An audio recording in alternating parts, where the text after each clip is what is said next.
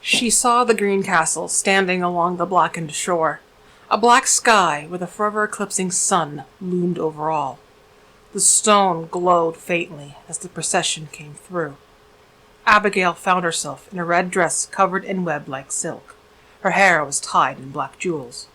Around her, black-robed figures walked with her, pressing her onward through the crimson mud as she made her way into the maw of the castle's open gate, decorated in jaded diamonds that glistened under the torchlight.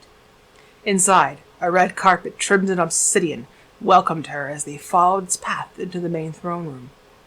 Seated in the center chair was a young man, his skin sickly pale and sweating. His eyes were pure black, in both sclera and iris. What skin was visible through his black robes with golden webbing along it appeared stretched over his muscles. His blue veins were visible through his fine skin. The robed figures all fanned into a U, blocking Abigale from running away and leaving a path for the strange, alien-looking man to approach her. The group chanted in a strange tongue that Abigale could somehow understand.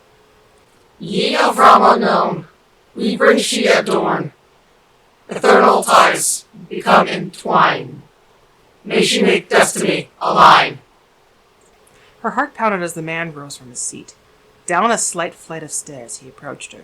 Standing within her air, he stared into her eyes, or it would appear the black eyes were. So black she could not tell if there were actual eyes, or if there were holes displaying pure pitch. It is time. The man spoke, his voice hushed, even, a sweet tenor pitch, and familiar all at the same time. Talk, Abigale uttered in surprise. Eternal ties entwine, my Karshnath, he continued.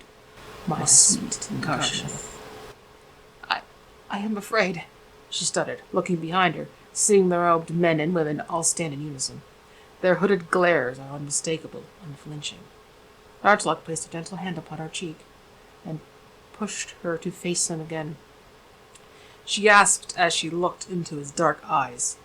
He placed his other hand around her waist, resting it on the small of her back. Her chest visibly went up at the sensation. Sweet Karshnath, there is nothing to fear, Nartlock cooed. Nothing to fear in the city of Taburnos. Nothing to fear as I am here. Where? Abigale felt herself start to panic. The city on the edge of the cosmos, he replied, swallowed into the abyss when the elders came. Elders? Yes, Karshnath, the elders. They who fear creation, its rebuild, its unravel, its dismantle. Her breath quickened as she stared at the man, the personification of Nartlock. As her mind raced, she asked, "What am I to do?" Allow me in you, he said, pressing against her. Allow me inside you. Her eyes looked down as she felt his bulging erection press through his furrows.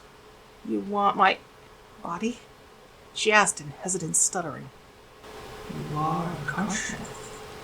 You are everything. She looked at him, confusion on her face. How am I everything? He leaned in and kissed her. Pulling away, he said, I cease without you, Karshnath. My hope, my freedom, my vessel, my soul. When he leaned to kiss her again, she resisted less. She wrapped her arms around him as he grew more aggressive. He clenched onto her tightly, pulling her off balance as he hungrily kissed her.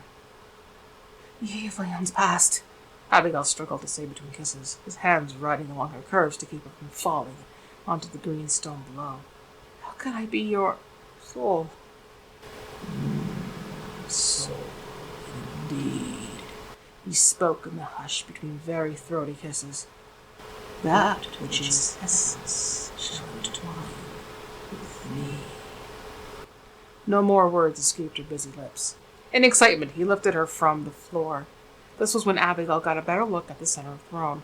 A strange piece of furniture that looked more like an altar one sat on than anything else.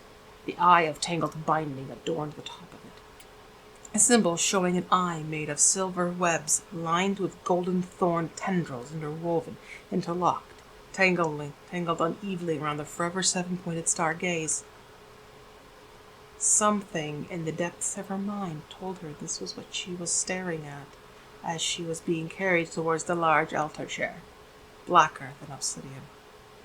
The hooded devoted one still standing, unmoving, as Nartalok laid her upon it. The seat of the throne was long enough that her body from head to knees could lay on the red knitted cushion. Abigale's heart raced as Nartalok climbed on top of her. The robed figure chanted, Darkest deep, covenant sworn, in the flesh shall be born. Serpentine secrets unfold, within mysteries power behold. Nartalok placed a pale finger along her lips. Be not afraid, cautious, he cooed, his voice calm, soothing, his desire swaddling her in a caress. Do you desire to explore? Yes, Abigale replied. Please.